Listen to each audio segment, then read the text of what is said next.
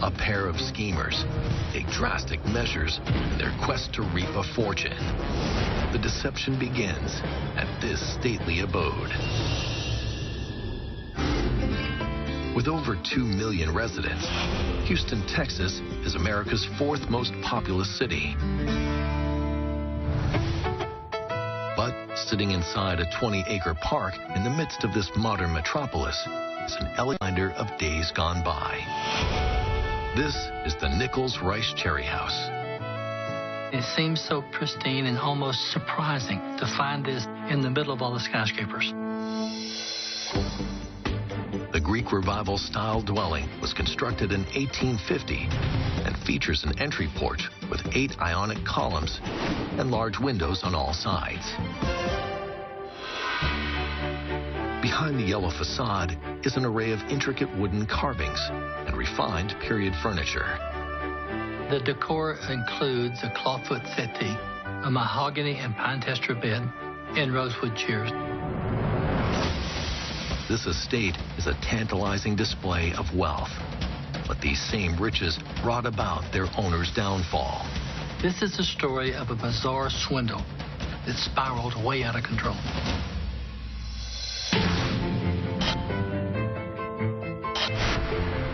Charlie Jones is a man from humble origins who works as a live-in butler to an elderly millionaire named William Rice. Mr. Rice made his fortune in the Lone Star State, where he resided at the Nichols Rice Cherry House. But now he lives a life of solitude in New York, with Jones as his companion. Mr. Rice had no children and relatively few friends. So Charlie Jones was his helper. He did his shopping, typed his letters, and so forth. One day, a visitor comes to the butler with a fateful proposal. His name is Albert Patrick. Albert Patrick was an unscrupulous lawyer and was always looking to make money quick and easy. The attorney tells the butler that he has an audacious plan to steal the millionaire's fortune. He explains that while sorting through paperwork at his law firm, Patrick had come across Mr. Rice's will. Upon his death, the millionaire plans to give the bulk of his fortune to the city of Houston to create a new university. But Patrick came up with a scheme. He would write a new will that would give the great bulk of the fortune to Patrick himself. But he needs the butler's help. The young assistant is the only one who can provide him with a sample of Mr. Rice's signature and vouch for him as a plausible beneficiary. If the butler does so, Patrick promises to give him a cut of the illicit inheritance. The servant is shocked, but his initial dismay soon diminishes. He genuinely liked Mr. Rice, but he was beginning to think, as any person would, Mr. Rice is old, and once he dies, how am I going to be able to continue living in New York? So the butler agrees to the proposal and hands over samples of his employer's signature. Soon after, Patrick masterfully fabricates the fake will. The signature looked exactly like Mr. Rice's signature. Now all they had to do is to wait for Mr. Rice to die, and then they would have the money. But in September of 1900, there's a snag in the plan. A fire decimates one of Rice's businesses. The magnate wants to rebuild it immediately with his personal funds, which would leave the plotters with nothing. This was just more than they could stand. So the butler is once again approached by the conniving attorney with a plan. To stop the old man from wasting his money, they should murder him. They've got to make sure he dies so they can get their money. So, on the evening of September 23rd, Jones takes a chloroform-soaked towel and places it over Rice's mouth as he sleeps. About an hour later, he checked, and Mr. Rice was dead.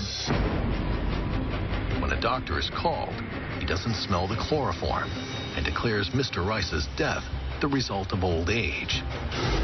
The plot appears to be working. It seems like the perfect crime. But little does the pair know, their good fortune won't last forever.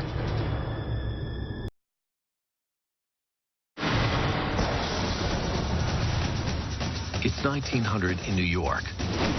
Attorney Albert Patrick and butler Charlie Jones have just murdered millionaire William Rice in order to steal his fortune using a fake will. It seems like the perfect crime.